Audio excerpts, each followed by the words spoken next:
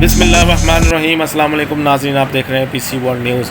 S S P Punjab highway patrolling Faisalabad مرزان کمال کی ہدایت پر district D S P patrolling Faisalabad ملک محمد امین نے پٹرولنگ پوسٹ کمال پور کی فارمر انسپیکشن کی، جبکہ پٹرولنگ پولیس امین پور بائی پاس اور بوڑیوال کی انفارمل انسپیکشن کی۔ اس دوران انہوں نے پوسٹ ہائی کا ریکارڈ، مالخانہ، اسلحہ کی صفائی، جوانوں کا ٹرن آؤٹ اور گاڑیوں کا جائزہ لیا۔